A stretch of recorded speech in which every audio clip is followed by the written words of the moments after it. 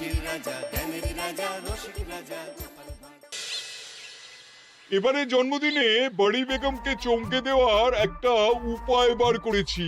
উজির, বলো তো দেখি কি উপায়? বহুত বড়িয়া, কোনো মতলব আছে। এবারে বেগমের জন্মদিনে বিরাট একটা উৎসব করব। সারা দেশ থেকে মহান মহান অতিথিদের নিয়ে আসা হবে। দুনিয়ার সেরা সেরা খাবার, সেরা সেরা গাইয়ে, সেরা সেরা বাজিয়ে, সেরা সেরা নাচিয়ে রাতকে দিন করে দেবে এমন রোশনাই। রেস্টো নাই। কি বললে? বহুত বড়িয়া আপনার সোচ, লেকিন মাফ করবেন হুজুর, রাজকোষের অবস্থা খুবই খারাপ। উৎসব করার মতো তো রেস্টো নাই জাহাপানা। কোনো কথা শুনতে চাই না। আমি হলাম গিয়ে বাংলার নবাব। আমি আনন্দ হই হুল্লোড় করবো না তো কে আর করবে? একদম ঠিক জাহাপানা, কিন্তু কর বসিয়ে টাকা তোলো। সব কিছুতেই কর বসানো আছে জাহাপানা। হাসি কান্না ছাড়া আর কোনো কিছুতেই কর বসানো যে বাকি নেই। তার ওপরেই কর বসাও। হাসি কান্নার ওপর কর? না, শীতকাল আসছে, বসাও বসাও কর হাঁচির ওপর। হ্যাঁ, হাতির ওপর কর? বসাও। ওরকম মুখ করে আছো কেন? যদি না পারো তো বলে দাও, আমি অন্য উজির নিয়োগ করব। আমি আজই ঘোষণা করে দিচ্ছি, এবার থেকে হাতির ওপর কর দিতে হবে। হ্যাঁ, তো জানাব, এতে প্রজারা যদি ক্ষুব্ধ হয়? আরে বাবা, প্রজাদের কাজই তো মাঝে মাঝে ক্ষুব্ধ হওয়া। তা ঠিক হুজুর। আমাকে কদর করে এমন কিছু সন্ডা আছে, তাদেরকে কাজে লাগাতে হবে। বহুত খুব জাহাপানা। তাহলে হাঁচি গোনার লোকের ব্যবস্থা করে নি। ওই সন্ডারাই হাঁচি গুনবে।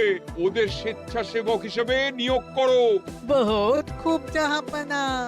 সব জায়গায় লোক পাঠাতে শুরু করো। তবে কৃষ্ণনগরে বেছে বেছে লোক পাঠাবে। আর মনে রেখো, ওখানে গোপাল আছে।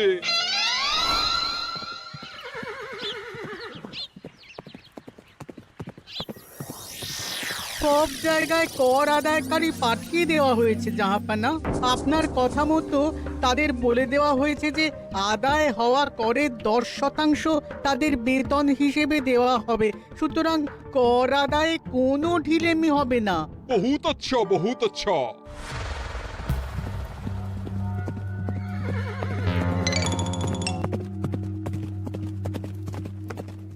হ্যাঁ, তুমি ঠিক পড়েছো তো মন্ত্রী? হাঁচির উপরে কর? বলেন তো, আর একবার পড়ছি মহারাজ। আসলে এটা নবাবই মশকরা। আমাদের নবাব যে খুবই রসিক মানুষ তা তো আমরা দেখেছি। বারবার কৃষ্ণনগরের সঙ্গে রসিকতা করতে গিয়ে হাঁড়ি ফেটে রস একেবারে মাখামাখি হয়েছে, আর সারা গায়ে পিঁপড়ে ধরেছে। মশকরা নয়, একদম সত্যি কথা। হাঁচির উপরে কর বসানো হয়েছে, আর আমরা হলাম নবাবের খাস হাঁচি গোনার দল। আমরা এই কৃষ্ণনগরে থিতু হয়ে বসলাম বটে। এবারে হাঁচি গুনবো আর মোহর আদায় করব। গোপাল, তুমি কি বলো? সর্দার, তোমাদের এখানে আসা একেবারেই লোকসান হয়েছে। কেন মশাই? আচ্ছা, আপনি গোপাল? না না, আপনার কোনো কথাই শুনবো না। আমাদের বই বই করে বলে দেওয়া হয়েছে, গোপাল হইতে সাবধান। সর্দার, আমি তোমাকে সাবধান হতেই বলছিলাম। হাঁচি ধরতে গেলে তোমাদের খুব সতর্ক থাকতে হবে, কারণ এই কৃষ্ণনগরের বাসিন্দাদের শরীর স্বাস্থ্য এত ভালো যে এখানে কেউ হাঁচে না, কাশে না, ঢেকুর তোলে না, ইয়ে করে না। বলেন কি মশাই? এটা তো নবাবকে জানাতে হচ্ছে। যাও যাও, এক্ষুনি মুর্শিদাবাদে ফিরে গিয়ে নবাবকে জানাও। ওরে, কেউ এদের যাওয়ার ব্যবস্থা করে দে। ওই তো হেঁচেছে। হাঁচি এক। পুরো এক মোহর। হাঁচি দুই, দুই মোহর। আরে, এটা তো হাঁচির বাচ্চা, এটা তো ধরলে চলবে না। কেন? হাঁচি হলেই তো হলো। কি করব সর্দার? লিখবো? দেখ, একবার গুনে যখন ফেলেছি পুরো ছাড়তে পারবো না। আধমোহর লেখ। এটা কাশি, কাশিতে কোনো করের কথা নেই। ওরে লেখ লেখ লেখ লেখ লেখ। হাঁচি তিন, পুরো এক মোহর। হাঁচি চার।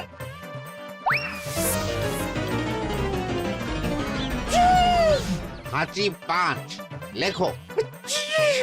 হাঁচি 6,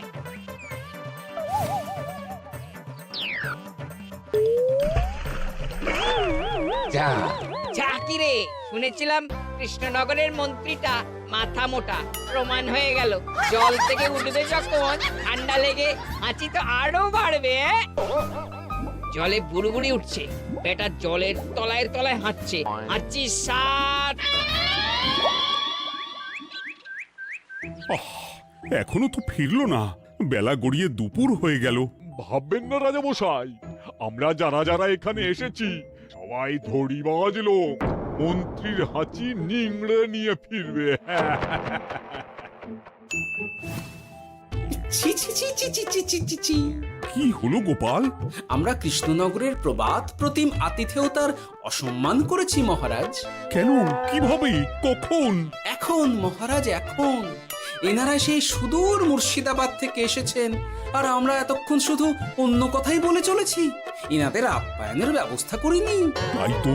মহারাজ, আপনি ব্যস্ত হবেন না। এই কে আছো? শোনো, এদের রাজ অতিথিশালাতে থাকার বিশেষ ব্যবস্থা করো। এদের খাবার যাবে মহারাজের পাকশাল থেকে। এদের সব সুবিধে অসুবিধে দেখার জন্য দাস দাসী নিযুক্ত থাকবে। চলো হে চলো। আরে দাঁড়াও সর্দার, হ্যাঁ বলুন। তোমাদের তো আবার গোপালের কথা শোনা বারণ। আমার ব্যবস্থায় বোধহয় তোমরা থাকবে না।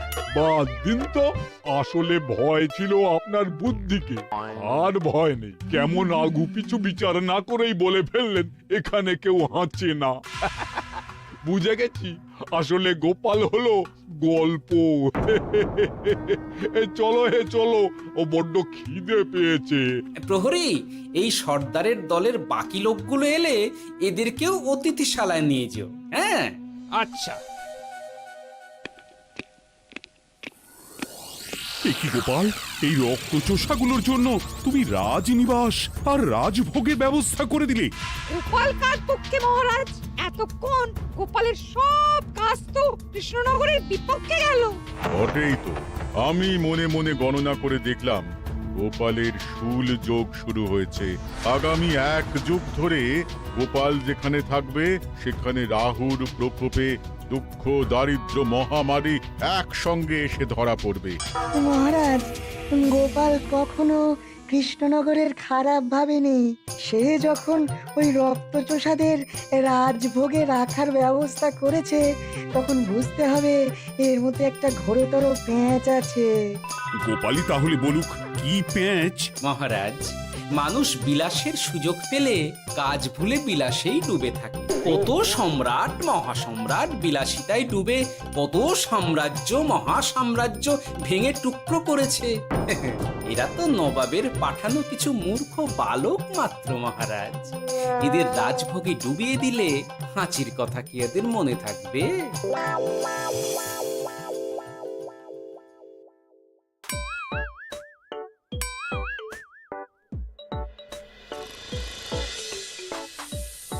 কি ব্যবস্থাপনা সব ঠিক আছে তো? হ্যাঁ হ্যাঁ, খাসা ব্যবস্থা হয়েছে। আপনারা আমাদের অতিথি বলে কথা, আরাম করুন।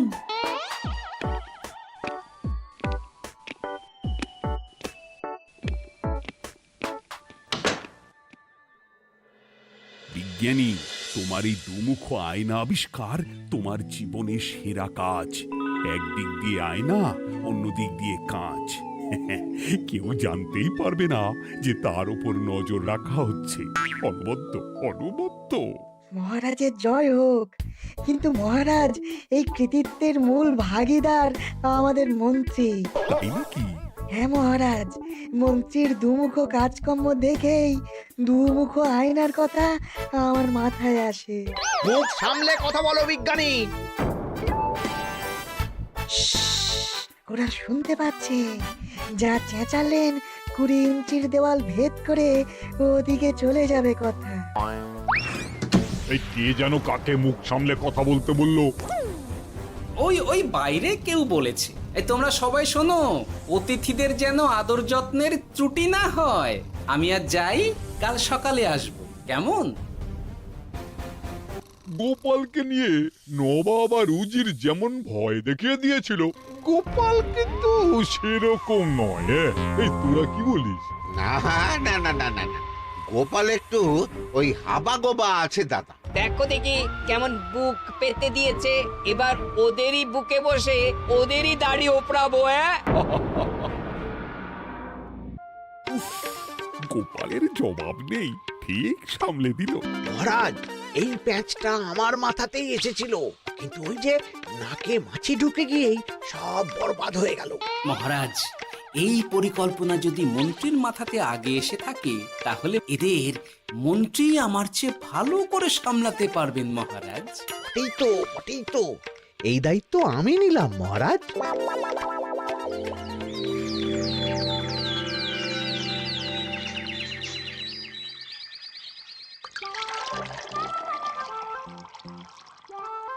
আহা, সকালে ঘুম থেকে উঠে এই রকম বেলের পানা যেন স্বর্গের অমৃত। আছে আছে, আরো আছে।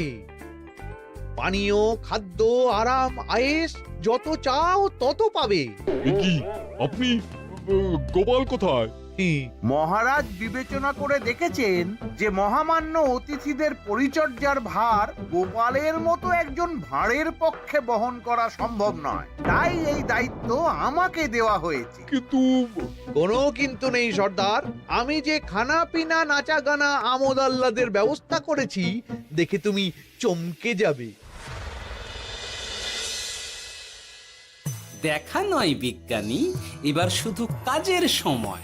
কাল মন্ত্রীর উপর ওদের ভার ছেড়ে দিয়ে কৃষ্ণনগরের যে সর্বনাশটি করেছো, কোনো কাজ করে আর সেটিকে সামলানো যাবে না।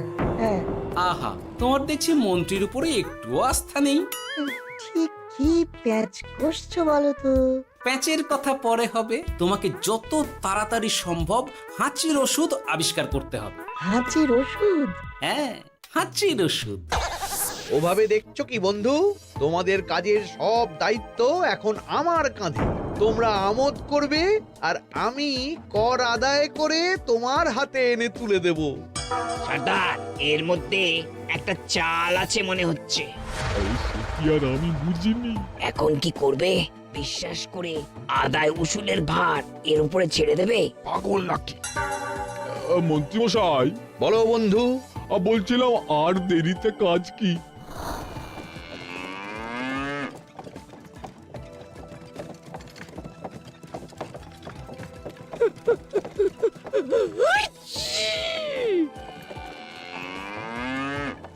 মন্ত্রী, লেখো হাঁচি এক।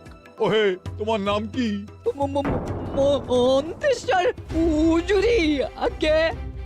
লিখুন মন্ত্রী মশাই, নাম লিখুন। ওহে মন্তেশ্বর, হাঁচি কর, এক মোহর ছাড়ো দেখিনি। হাঁচি দুই। আরে যাও, দৌড়ে গিয়ে দু মোহর আদায় করে আনো। ওরে, তোরা সব কৃষ্ণনগরের কোণে কোণে ছড়িয়ে পড় দেখি, একটা হাঁচিও যেন বাদ না পড়ে। হ্যাঁ,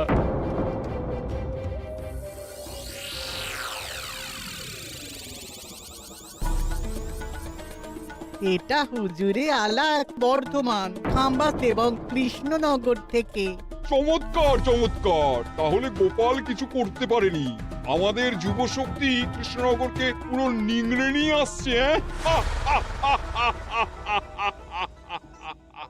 মহারাজ কৃষ্ণচন্দ্রের একটা আবেদন আছে জানাব। এই হাঁচি করের 30% যদি ওই রাজ্যকে দেওয়া যায়, তাহলে আদায় উসুল আরো ভালো হবে। ওরা বলেছে যে আপনি যদি 30% দেন, তাহলে কর আদায় একেবারে জান লড়িয়ে দেবে। মঞ্জুর মঞ্জুর। আর একটা আর্জি আছে হুজুর, কৃষ্ণচন্দ্র কদিন বাদে নবাবকে কৃষ্ণনগরে আমন্ত্রণ জানিয়েছে। কেন? কৃষ্ণনগরের নবাব এবং তার উন্নয়ন উপলক্ষে এক মহোৎসব হবে।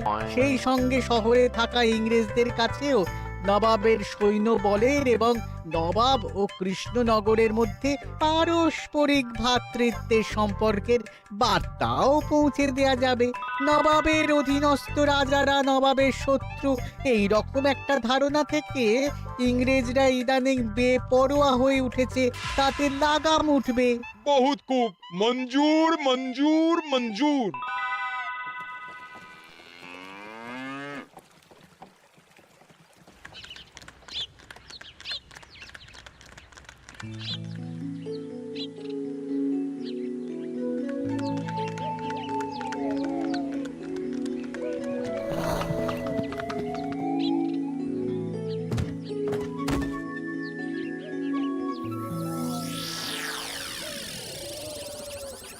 কি ব্যাপার গোপাল? জাহাপনা বলুন, কি খিদমত করব? আমি যা বলবো তাই করবে। অবশ্যই জাহাপনা। क्या बात উজির, তুমি সাক্ষী, মহারাজ কৃষ্ণচন্দ্র আপনিও সাক্ষী। গোপাল আমাকে কথা দিয়েছে আমি যা চাইবো তাই করবে। গোপাল, তুমি আমার সঙ্গে মুর্শিদাবাদ যাবে। এখন থেকে আমার দরবারের বিদূষক হিসেবে থাকবে, কেমন? ওরে ওরে ওরে ওরে ওরে, তোরা বাজনা বাজা। এখন থেকে গোপাল আর কৃষ্ণনগরের নয়, গোপাল মুর্শিদাবাদের। চলছে বাজা।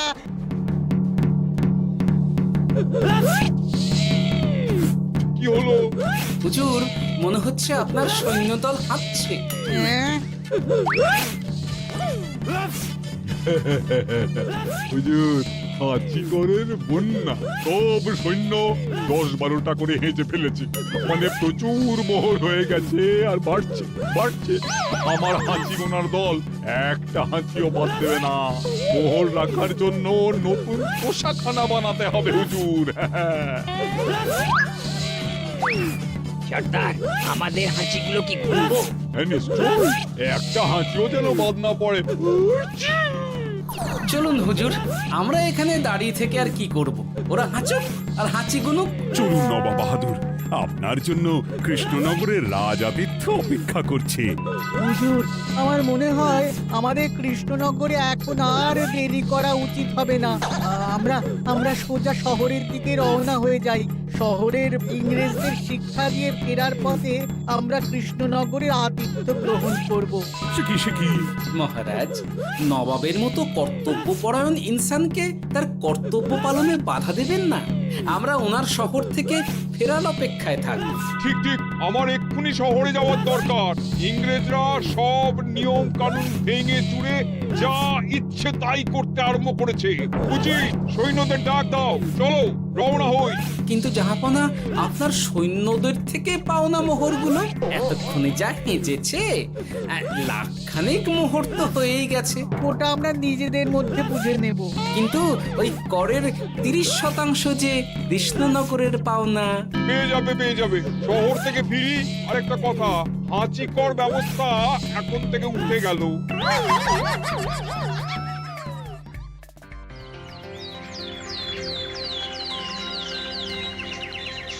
মহারাজ, কিভাবে গোপাল ভাঁড় মহাশয় নবাবের উন্মাদের মতো জারি করা ওই হাঁচিকর থেকে আমাদের সকলকে রক্ষা করেছেন তা আমরা সকলেই জানি।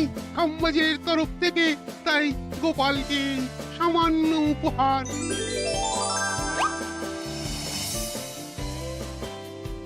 ওহ গোপাল, সত্যি তোমার জবাব নেই।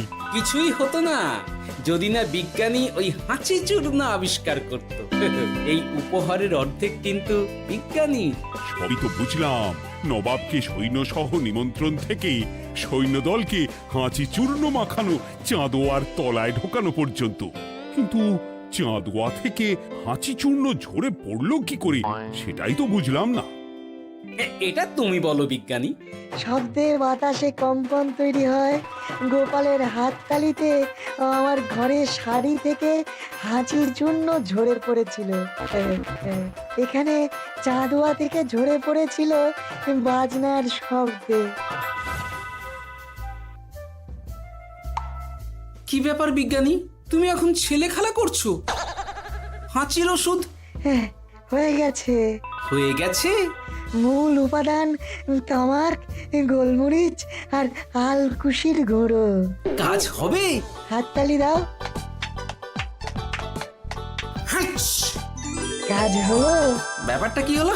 ওই শাড়িটাতে হাঁচি চূর্ণ মাখানো আছে, তোমার হাততালির শব্দের কম্পনে ঝরে ঝরে পড়েছে। একবার নাকের কাছে এলে পিঁপড়ে থেকে পিশাচ, হাঁচতেই হবে, হাঁচতে হবেই হবে। নবাব যদি বাজনা বাজাতে না বলতো। আমাদের বাজনদাররা তৈরি ছিল মহারাজ। যাক, সবই ভালোই ভালোই মিটে গেল। যার শেষ ভালো তার সব ভালো। ব্যাস, এখন শুধু একটাই কাজ বাকি। নবাবের কাছ থেকে করের 30% বাবদ পাওনা মোহর মুর্শিদাবাদে গিয়ে নবাবের কাছ থেকে তুমি নিয়ে আসবে। আচ্ছা মহারাজ। হাসির রাজা জ্ঞানের রাজা রসিক রাজা